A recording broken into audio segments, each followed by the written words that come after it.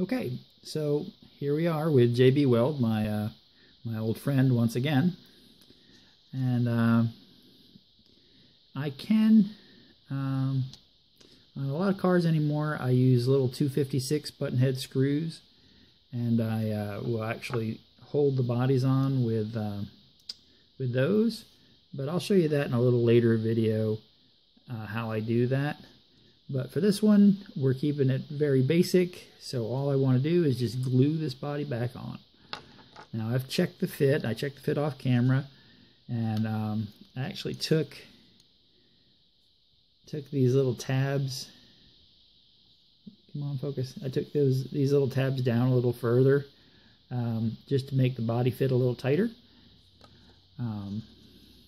As I said earlier, I will mix up the JB Quick pretty thoroughly before applying it, and I will apply it to both the chassis and to the body, and you'll see why here in just a minute.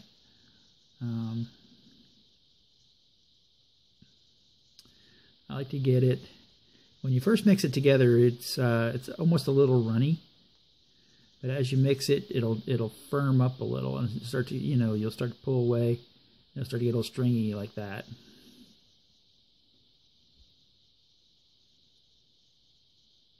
So what I like to do is just take a little bit. You don't need all that much.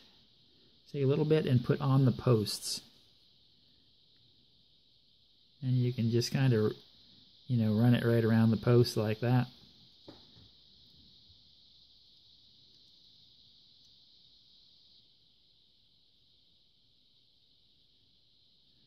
So that way, the JB Weld will be gripping like the whole post. You're not just putting a little bit on the outside.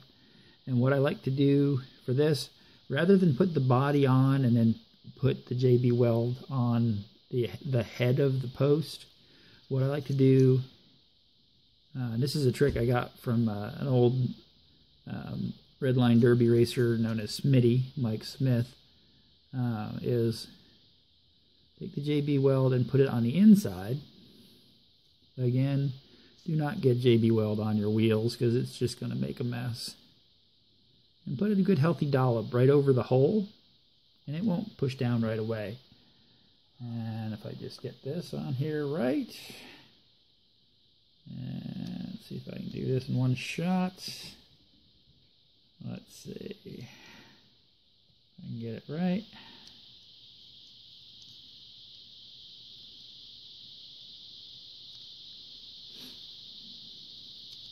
There we go. Now you can see that putting that little dollop in there, it created these little buttons on the that kind of squeeze through. And all you have to do is I'll take just a little bit more JB Weld and just kind of run it around that little opening like that. Same thing here. I'll just kind of smear this little button of JB Weld around there. So you're basically making a rivet head out of JB Weld. And all you have to do is, once you get it all smoothed in there, is just leave the car like that. And that will, the JB Weld will flatten out real nice. And when it cures, and it'll look really cool. It'll look like you really knew what you were doing. And I will do a little recap on the car in just a little bit once the JB Weld sets up. Okay, so the quick weld has set up, and as I said, all you have to do is just leave it, and it will pool really nicely in there, and looks like a really professional job. Yeah, and that's all there is to it. It probably seems like a lot since I was basically explaining everything as I went along, but you can crank out a car in a night if you work at it. It's really not that bad, and yeah, it's a super fun hobby, and I've had a lot of fun over the last few years with it. And I'm going to be doing a bunch more of these videos, and I know you guys probably want to see this car run, and you will. The plan is I'm going to do probably at least 4 cars. As I said, there'll be this one, then there'll be this little 68 Camaro in the background there, and I'm not sure exactly what I'm going to be doing for the other 2, but the other 2 are going to be chassis swaps, and chassis swaps with body modifications to the car. And then what I'll probably do for the last videos in this series, before I start showing more advanced stuff, is I will race those cars off, just to show that really no matter what you do, if you have a fast car, you have a fast car. This car could easily be the fastest one I build in this series. I don't know. I won't know until I race them. But yeah. So like I said, this little Camaro will be the next victim, if you will. I really like these 68 Camaro castings.